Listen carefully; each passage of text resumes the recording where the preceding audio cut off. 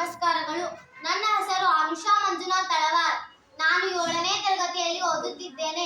ನಮ್ಮ ಜ್ಯೋತಿ ಟೀಚರ್ ಕಲಿಸಿದ ಪ್ಲಾಸಿ ಕದನದ ಬಗ್ಗೆ ನಾನು ಒಂದು ತುಣುಕು ನಾಟಕವನ್ನು ಮಾಡಿ ತೋರಿಸುತ್ತೇನೆ. ಸಿರಾಜು ಉದ್ ದೌಲ್ ಬಂಗಾಳದ ರಾಜನಾಗಿದ್ದನು. ಮೀರ್ ಜಾಫರ್ ಇವನು ಸಿರಾಜು ಉದ್ ದೌಲ್ನ ಮಹಾಸೇನಾನಿಯಾಗಿದ್ದನು. ಬ್ರಿಟಿಷರ ಮಹಾಸೇನಾನಿಯಾಗಿದ್ದ ರಾಬರ್ಟ್ ಕ್ಲೈವ್ ಇವನು ತುಂಬಾ ಚತುರನಾಗಿದ್ದನು. ಆದ್ದರಿಂದ ಇವನ ಕಣ್ಣು ಬಂಗಾಳದ ಮೇಲೆ ಬಿದ್ದಿತು. ಮೀರ್ ಜಾಫರನಿಗೆ ರಾಜನಾಗಲು ಆಸೆಯನ್ನು ಹುಟ್ಟಿಸಿದ. ಆದ್ದರಿಂದ ಶಾಸಕ 1757ರಲ್ಲಿ ಪ್ಲಾಸಿ ಕದನದಲ್ಲಿ ಸಿರಾಜು ಉದ್ ದೌಲನ್ನು ರಾಬರ್ಟ್ ಕ್ಲೈವ್ ಮತ್ತು ಮೀರ್ ಜಾಫರ್ ಇವರಿಬ್ಬರೂ ಕೊಲ್ಲಿಸಿದರು.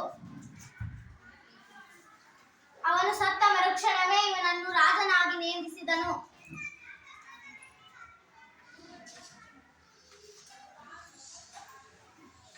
ಇಪ್ಪತ್ನಾಲ್ಕು ಪರಗಣ ಮತ್ತು ಹಣ ಸಂಪತ್ತುಗಳೆಲ್ಲವೂ ರಾಬರ್ಟ್ ಕ್ಲೈವ್ನ ವಶವಾಯಿತು. ಭಾರತದಲ್ಲಿ ಅತಿ ಹೆಚ್ಚು ಭೂ